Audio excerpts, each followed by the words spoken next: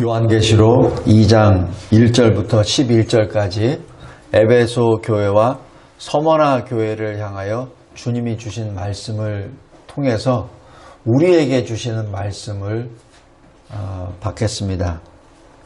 먼저 이 서신서를 보기 전에 왜 요한계시록을 기록하셨는가?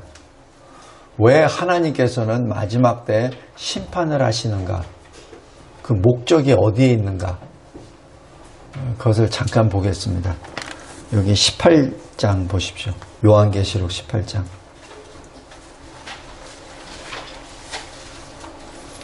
요한계시록 18장 20절 말씀입니다.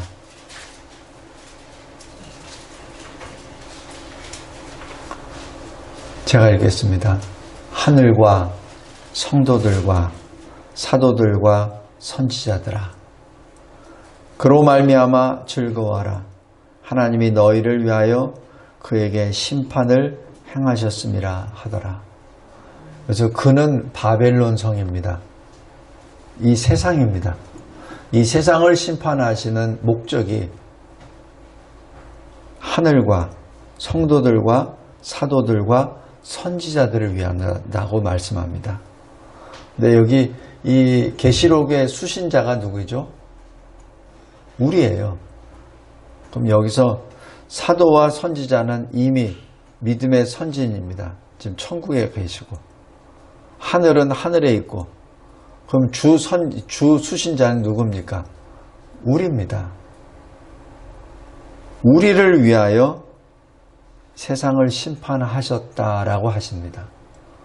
우리를 위하여 이 계시록을 주신 겁니다. 우리를 위하여.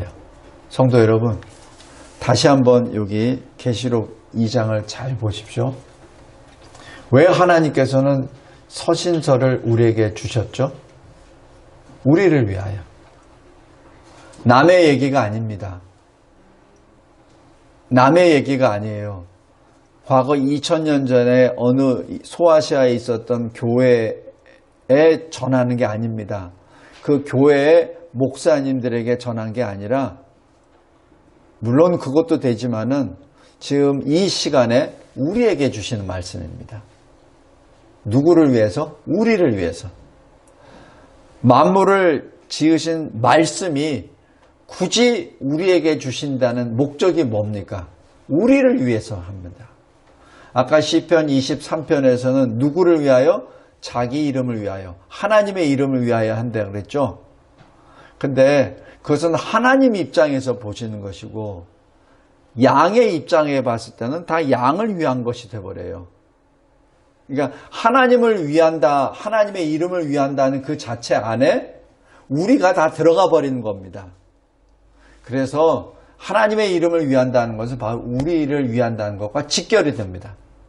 왜 심판을 하시죠? 하나님의 영광을 나타내시기 위하여, 하나님의 이름을 위하여. 그죠?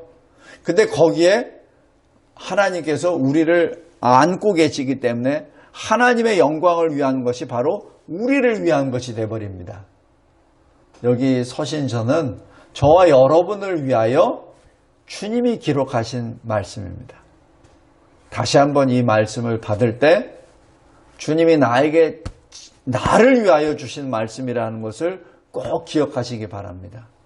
그러니까 여기 7절 11절에 이렇게 말씀하여 다 말씀하시고 난 다음에 귀 있는 자는 성령이 교회들에게 하시는 말씀을 들을지어다 라고 말씀합니다. 이 얘기는 뭐예요? 귀가 있다 없다를 분별하는 것이 아니라 들으라는 얘기입니다. 다들 귀 있지? 그러니까 들으라는 얘기예요. 듣고 이 말씀을 마음에 새기고 말씀대로 살아라는 얘기입니다. 왜? 너희를 위하여, 우리를 위하여. 이 말씀 하나하나가 바로 우리에게 해당되는 말씀을 꼭 기억하시기 바랍니다. 자, 이제 들어가겠습니다. 7개 교회에 주시는 하나님, 이 주님의 말씀은 딱 패턴이 딱 정해졌습니다. 왜냐하면 우리가 이 혼란스럽지 않게 하기 위해서. 그리고 주님이 특별히 이 교회만 사랑하셔, 저 교회는 덜 사랑하셔, 그런 것이 없도록 아주 이 똑같은 개념으로 주님이 딱 그 패턴을 가지고 말씀해 주십니다. 우리가 언뜻 보면은 하나님이 나만 미워하셔 라고 할 수 있어요. 그런 게 아닙니다. 똑같이 다 사랑하십니다. 그래서 지금 하나님께서, 주님께서 말씀하시기를 칭찬하시고, 그 다음에 잘못된 것에 대해서 책망하시고, 그리고 경고와 권면을 해주시고 약속을 해주십니다. 그 패턴이 쭉 들어갑니다. 먼저 첫 번째 에베소 교회입니다. 이 에베소 교회는 이 사도행전 16장에 사도 바울이 성령의 인도하심을 받고 개척한 교회입니다. 사도 바울이. 그리고 나중에는 사도 요한이 또 디모데가 그곳에서 목회 사역을 하는 그러한 교회이기도 합니다. 이 에베소 교회가 굉장히 핵심이 되는 소아시아 지역의 굉장히 중심이 되는 교회예요. 그리고 우리 잘 아는 누가 있죠? 부부. 갑자기 이름이 기억이 안 난다. 브리스길라와 아굴라. 이 브리스길라와 아굴라가 이곳에서 또 사역을 합니다.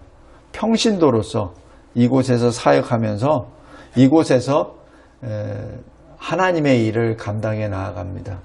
보통 우리가 어떤 그 교회 사역을 할 때 보통 목사 중심으로 이렇게 보잖아요. 근데 하나님께서는 목사 혼자 일을 못 하거든요. 그래서 항상 신실한 성도들을 붙여주십니다. 그래서 실질적인 일은 성도들이 다 해요. 실질적인 일은. 그래서 과거에 우리 대한민국의 선교사들이 오실 때도 마찬가지 패키지로 들어옵니다. 목사, 선교사의 밑에 일반 성도들이 여러 가지 달란트를 가진 성도들이 같이 들어옵니다. 그래서 교회가 이루어집니다. 여기 에베소 교회가 왜 힘을 받냐면은 그 에베소 교회에 성도들이, 신실한 성도들이 거기서 딱 뒷받침을 딱 합니다. 그러니까 사도 바울도 그렇고 요한도 그렇고 디모데도 그렇고 마음껏 목회할 수가 있게 된 것이죠. 엄청난 역사가 일어난 것이 바로 에베소 교회였습니다. 이 에베소 교회에 주님이 말씀하십니다. 2절에 너희의 행위와 수고, 인내, 그리고 악한 자들을 구별해서 용납하지 않은 것. 심지어는 자칭 사도라고 하는 사람들까지 테스트를 해서 걸러낸 능력. 높이 평가한다. 그 당시만 하더라도 사도하면은 예수와 같이 동행했던 바로 예수의 직접 제자잖아요. 그러니까 사도가 뭐라고 한다면 무조건 다 순종을 하고, 사도의 글이 바로 신약 성경 아닙니까? 그죠? 그런데 그럼에도 불구하고 자칭 사도라고 말하는 거짓 교사들을 분별해낼 수 있는 그런 신앙과 신학적인 능력이 있다는 것을 예수님이 지금 높이 평가하신다는 얘기죠. 그리고 3절에 인내하고 예수의 이름을 위하여 끝까지 열심히 일해 주는 것을 내가 높이 평가한다. 지금 이 에베소 교회가 받을 수 있는 최고의 영광의 표현입니다. 굉장히 잘했습니다. 우리 에베소 교회 한번 볼까요? 사도행전 16장 잠깐 보겠습니다.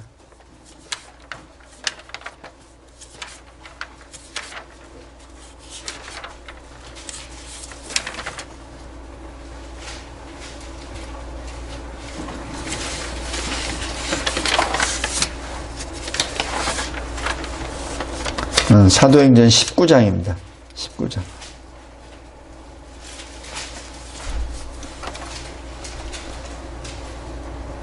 19장 10절에 보면은 2해 동안 아시아에 사는 사람들이 주의 말씀을 다 듣더라 라고 기록합니다. 11절에 하나님이 바울의 손으로 놀라운 능력을 행하게 하십니다. 12절에 사람들이 바울의 몸에서 손수건이나 앞치마를 가져다가 병든 사람에게 얹으면 그 병이 떠나고 악귀도 나갑니다. 18절에 보면은 믿는 사람들이 많이 와서 자복하여 행한 일을 알립니다. 그리고 19절 잘 보십시오. 마술을 행하던 많은 사람이 그 책을 모아 가지고 와서 모든 사람 앞에서 불사르니 그 책값을 계산한 즉 은 5만이나 되더라라고 말합니다. 이 은 5만을 대략 현시가로 하면은 한 50억 됩니다. 이게 엄청난 역사입니다. 이 에베소에서 일어난 이 사건이 사도 바울이 2년 3개월 동안 사역하면서 이 놀라운 역사가 일어나는 바로 현장입니다. 이 신약 성경을 기록한 사도 바울이 개척한 교회니 그 신학적으로 얼마나 단단하겠습니까? 그러다 보니 거짓 사도들이 왔을 때 분별을 하고 내쫓고 분명하게 일을 했죠. 요한계시록 2장 4절로 다시 들어가 있습니다. 그러나 주님이 말씀하십니다. 너희에게 책망할 것이 하나 있다. 처음 사랑을 버렸도다. 처음 사랑을 버렸도다. 성도 여러분, 제 개인적인 그 경험도 어떤 신학적인 논쟁을 계속 하잖아요. 그래서 상대에 대해서 어떤 신학에 대해서 뭐가 잘못됐고 거기에 대해서 내가 또 변론하고 막 이렇게 할 때 나중에 그게 1시간이 됐든 10시간이 됐든 지나고 나면은 내 마음에 어떤 생각이 드는지 아세요? 저 사람을 설득시켜야 되겠다는 그 강렬한 의지가 있습니다.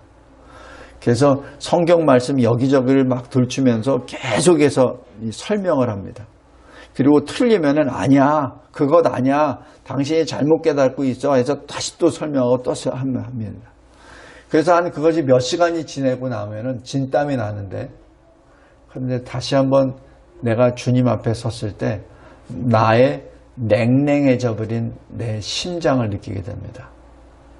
처음에는 저 사람을 어떻게 해서든지 구원의 길로 올바른 해석으로 적용으로 해야 되겠다고 시작은 했으나 시간이 지나면 지날수록 그런 생각은 옆으로 가고 이제는 옳고 그름에 대한 씨름만으로 계속 들어가게 돼요.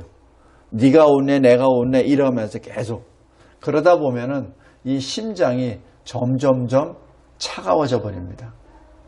상대에 대한 사랑의 마음이 아니라 상대를 정죄하는 마음이 더 커져 버려요.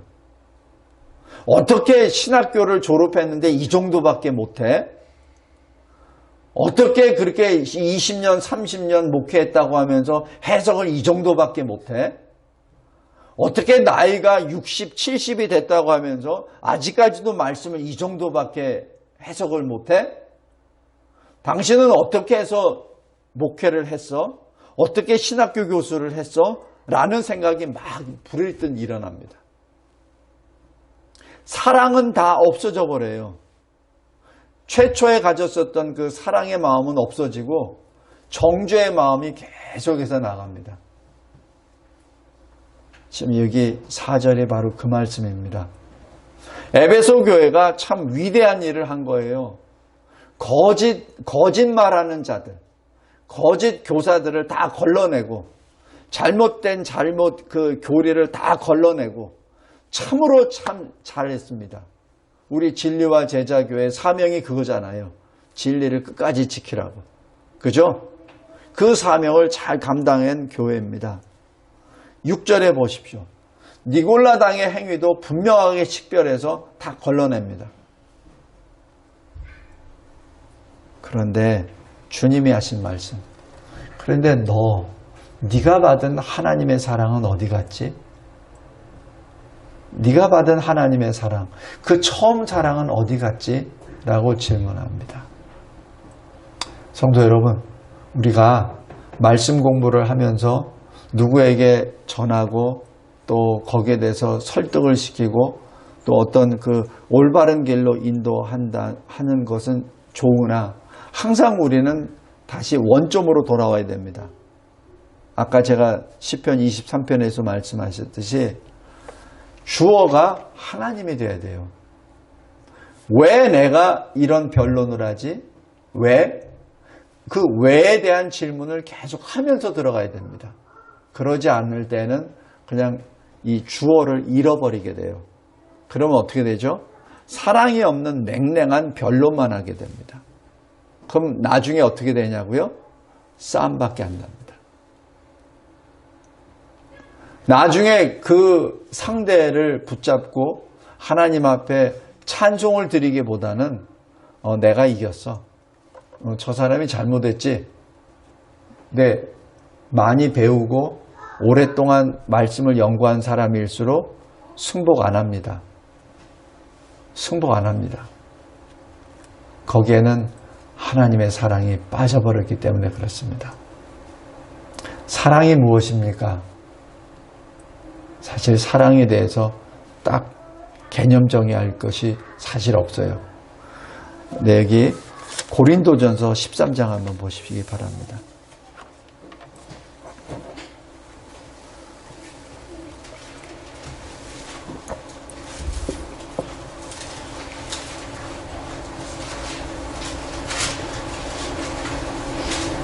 고린도전서 13장. 사람의 방언과 천사의 말을 할지라도 사랑이 없으면 소리나는 구리와 울리는 꽹과리가 되고, 이 된다는 것이 굉장히 의미가 있어요. 왜 영어에는 be와 become이 있죠. 그죠? become이 된다는 얘기입니다. 분명히 천사의 말, 하나님, 사람의 방언, 하나님이 주신 거예요. 그죠? 그런데 거기에 사랑이 없으면, 사랑을 가지고 전하지 아니하면 울리는 꽹과리가 된다는 얘기입니다.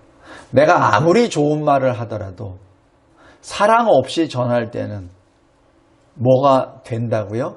꽹과리가 된다고요.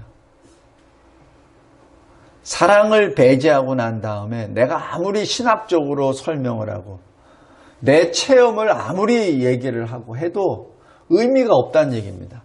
아무리 하나님의 말씀을 몇 번이고 수백 번이고 읽어줘도 안 된다는 얘기입니다. 사랑이 없을 때는. 우리 전도할 때도 마찬가지예요. 전도할 때도 사랑 없이 전할 때는 역사가 안 일어납니다. 2절 보십시오. 예언하는 능력이 있고 모든 비밀과 모든 지식을 다 알고 있고 산을 이쪽에서 저쪽으로 옮길 수 있는 믿음이 있는데도 불구하고 사랑이 없다면 아무것도 아니라는 얘기입니다. 뭐예요? 바로 사랑이 뿌리란 얘기입니다. 사랑이 근본이란 얘기입니다. 사랑이 없을 때는 아무 소용이 없다는 얘기죠. 3절 보십시오. 내가 가지고 있는 모든 것을 다 그 사람에게 주고 내 생명까지도 준다 하더라도 그 목적이 뭐냐는 얘기죠.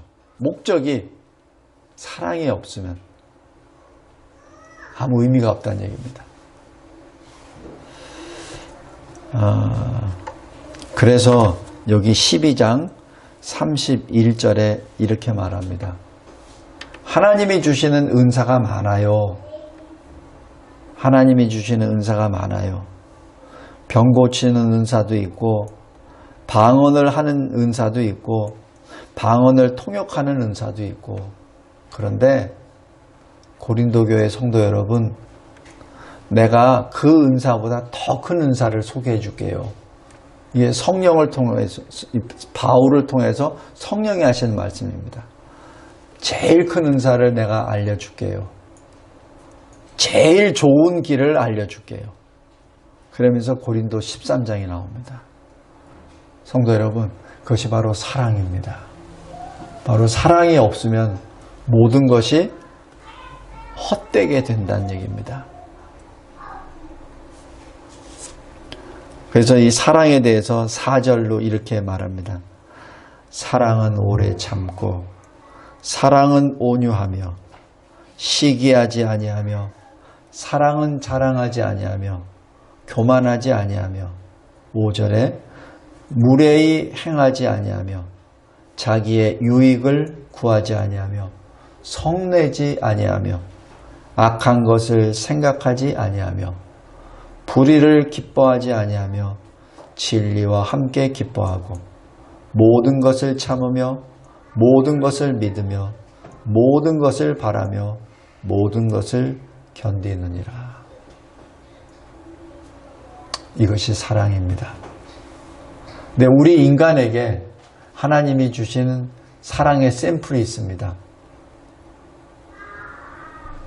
우리 몸에서 난 자녀들에 대한 무조건적인 사랑입니다. 그것이 샘플입니다. 그리고 하나님의 사랑이 결과 열매가 뭔지 아세요? 바로 창조입니다. 창조입니다. 우리 잘 보세요. 하나님이 태초에 천지를 창조하셨습니다. 왜 창조하셨죠? 하나님이 빛을 창조하셨어요. 왜 창조하셨죠? 하나님의 하늘과 땅, 바다를 만드셨어요. 그리고 그 가운데 있는 모든 생물을 다 만드셨어요. 왜 창조하셨죠? 궁극적인 것은 하나님의 영광입니다. 그러니까 하나님의 영광, 하나님의 이름의 안에 무엇을 위하여, 누구를 위하여 창조하셨죠? 아담입니다. 아담입니다. 아담을 위하여 창조하셨어요. 그래서 아담이 맨 나중에 지음을 받잖아요. 그리고 아담에게 모든 것을 다 주시잖아요. 그게 뭐죠? 사랑입니다. 하나님이 아담에게 주신 그 무한하신 사랑입니다. 그것이 하나님의 아가페 사랑입니다. 성도 여러분, 그 사랑이 나타내는 것이 말씀이요. 그래서 그 사랑의 열매가 된 그 아담이 범죄하고 말았을 때 그 범죄한 인간을 다시 살리시기 위하여 그 사랑의 말씀이 육신이 되어 오셨잖아요. 그리고 그 육신이 우리를 위하여 대속의 역사를 성취하셨죠. 하나님의 사랑입니다. 그래서 그 말씀이 우리에게 또 말씀해 주세요. 그것이 요한복음 21장입니다. 다시 한번 보세요. 요한복음 21장.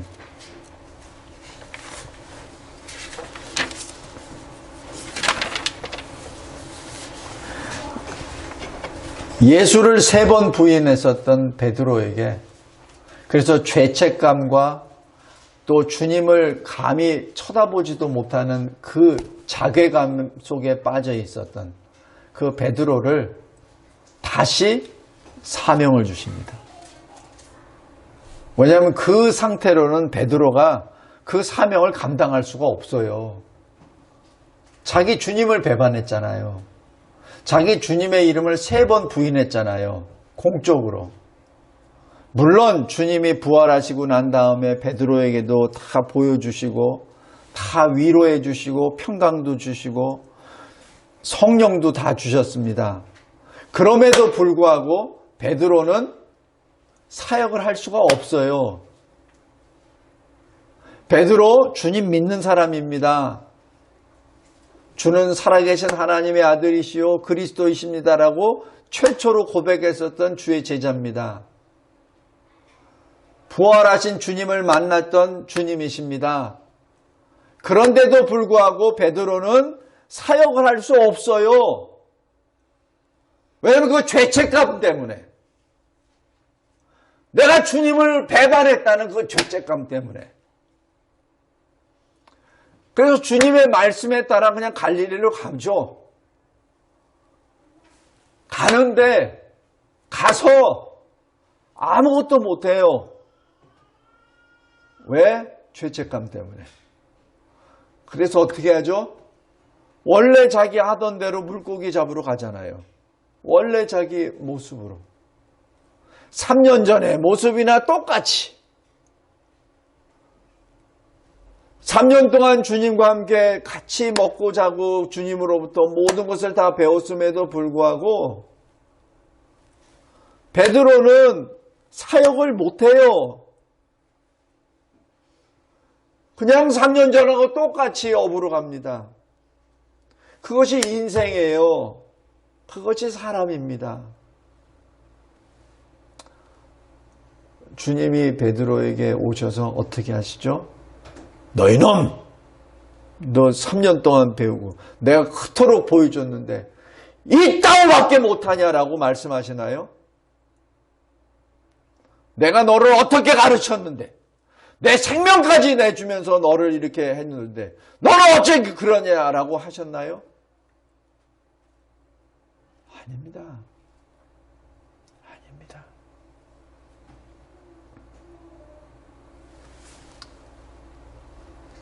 베드로가 잡은 고기로 주시는 것이 아니라 주님이 준비하시는 물고기로 요리하십니다.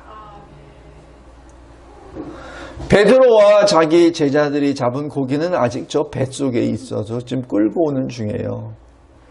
주님이 해변가에서 주님이 준비하신 물고기로 베드로를 위해서 준비하십니다.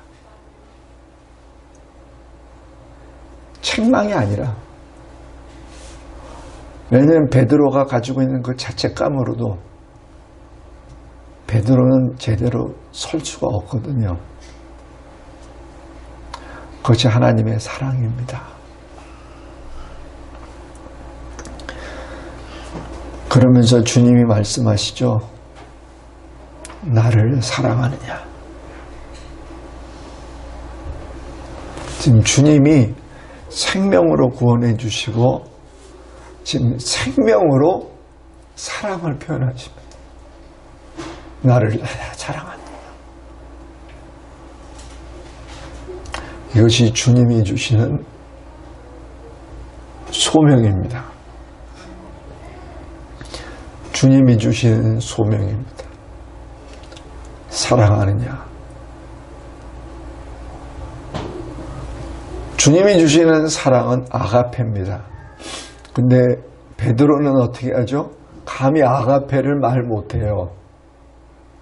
아가페라고 말 못합니다. 베드로가 하는 말은 아가페가 아니라 번역은 사랑인데 아가페라고 감히 못합니다.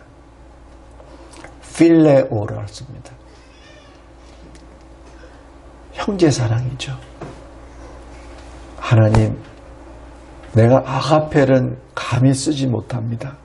그러나 내가 인간으로서 표현할 수 있는 사랑, 형제 사랑, 필레오는 합니다. 라고 고백합니다. 전에는 베드로가 너는 나를 누구라고 하느냐 할 때 제일 먼저 주는 그리스도요 살아계신 하나님의 아들이십니다. 라고 부르짖었던 바로 베드로입니다. 그러나 자기의 모든 연약과 자책감 앞에서 주님이 위로해 주실 때는 그 다음에는 어떻게 되죠? 베드로가 변화됩니다. 겸손해져요. 감히 주님이 쓰시는 그 단어를 자긴 못 씁니다. 필레오를 씁니다. 주님, 나는 주를 사랑합니다. 그때 주님이 사명을 주시죠. 내 어린 양을 먹이라.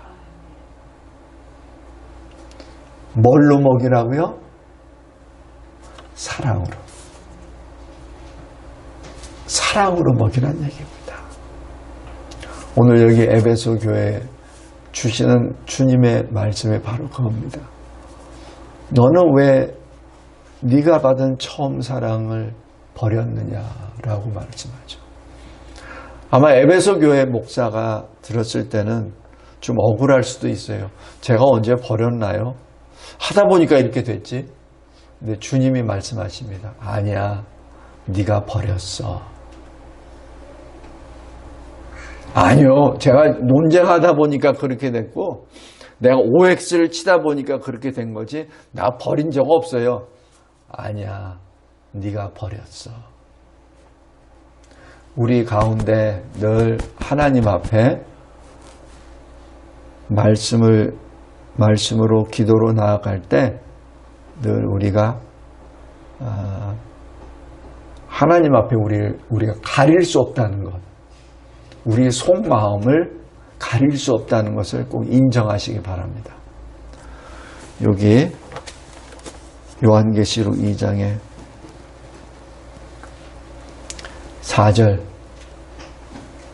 처음 사랑을 버렸어.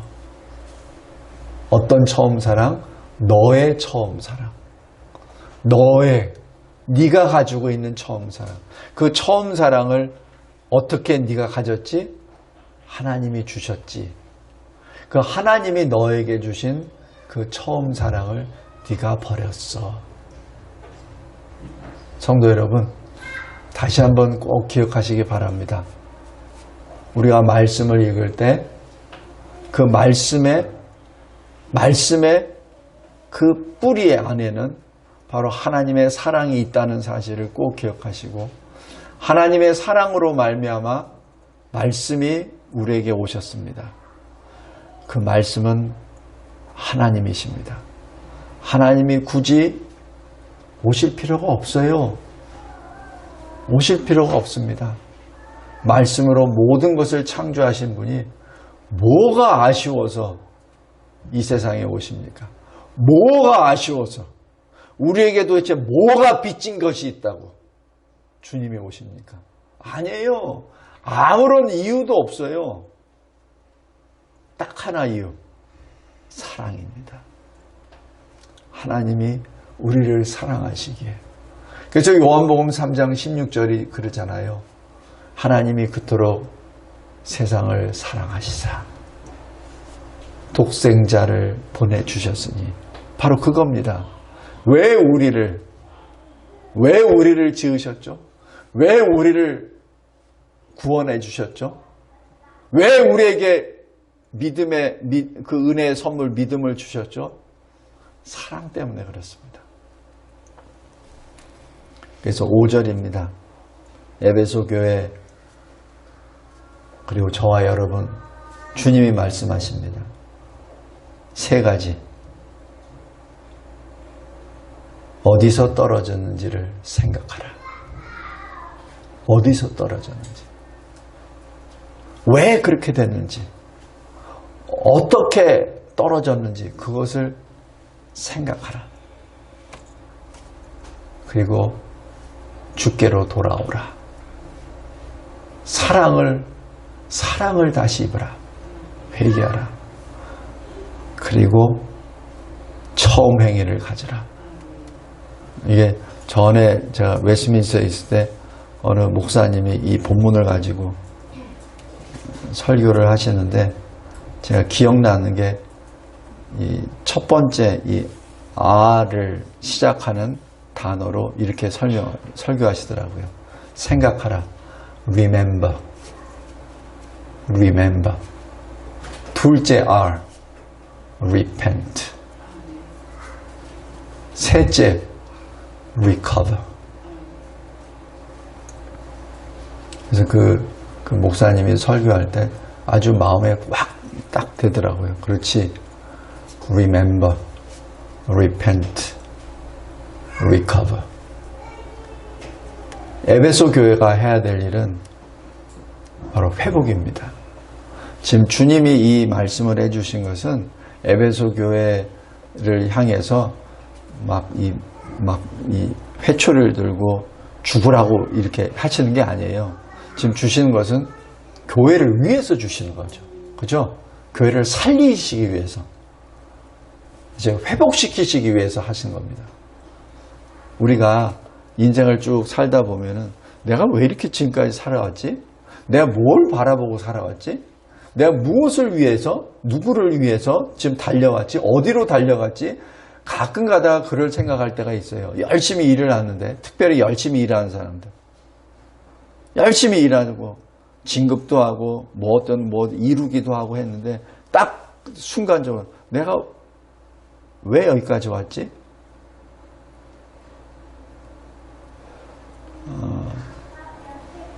주님이 말씀하십니다. 어디서 떨어졌는지 생각하라. 우리 각자의 인생 가운데서도 이상하게 하나님으로부터 좀 멀어져가는 그런 느낌을 받을 때가 있어요. 그걸 어떻게 알죠? 내 인생의 시간 가운데 하루 일과 24시간 중에 하나님과 만나는 시간이 점점 줄어들어. 세상 사람들과 만나는 시간이 점점 늘어들어. 그러니까 내가 하는 거는 내가 많이 얻어.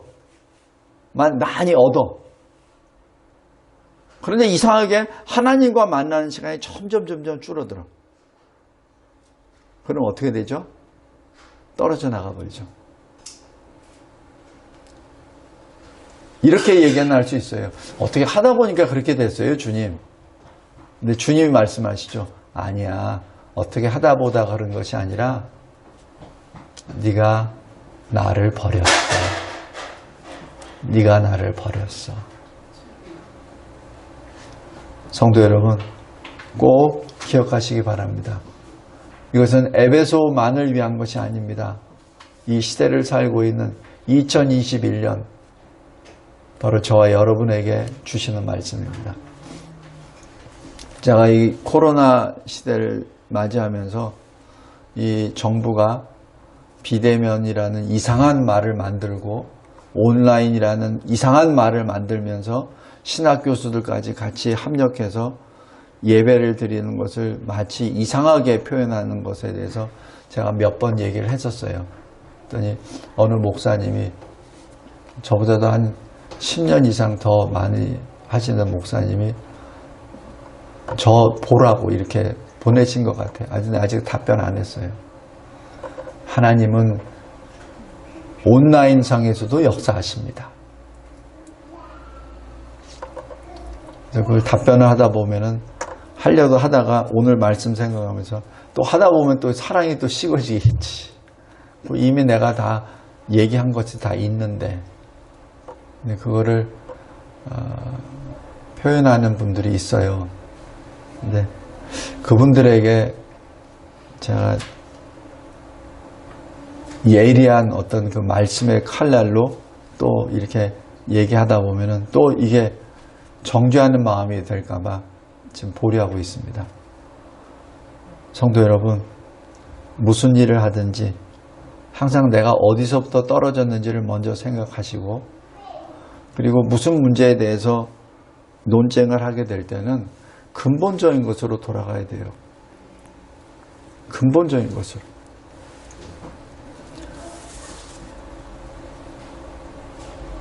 생각하십시오. 회개하십시오. 그리고 회복하십시오.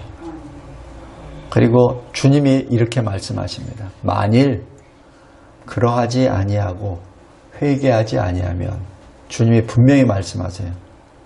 내가 너에게 가서 너의 촛대를 그 자리에서 옮기리라.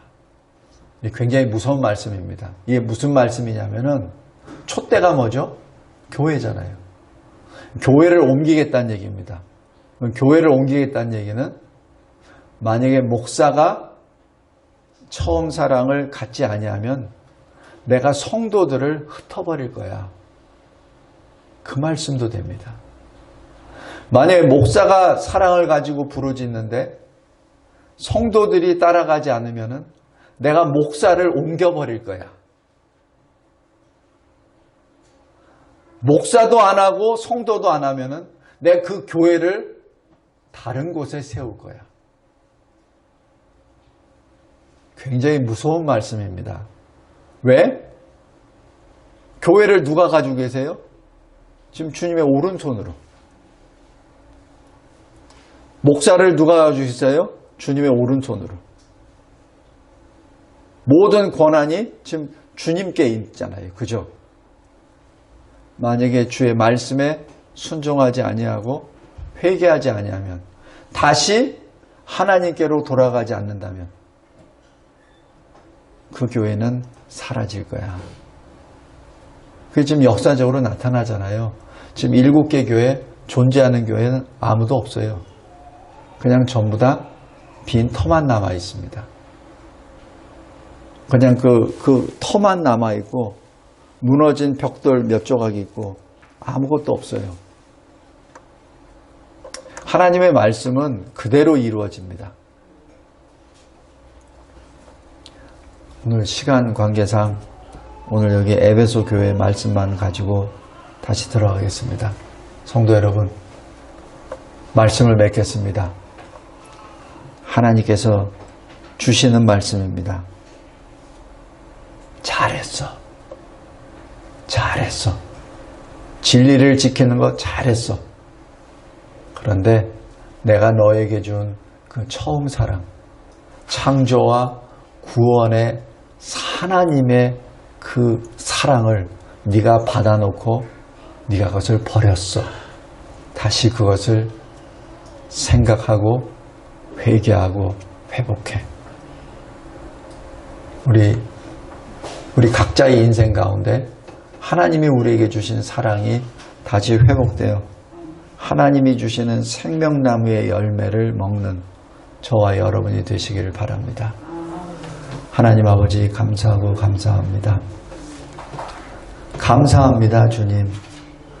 내가 무슨 문제가, 어떤 문제가 있는지도 깨닫지도 못하고 그저 앞만 보고 달려갔었는데, 주님께서 나의 가려진 부분, 내가 무의식적으로 가렸던, 의식적으로 가렸던, 내가 가렸었던 나의 죄악을 들춰내 주심에 감사합니다.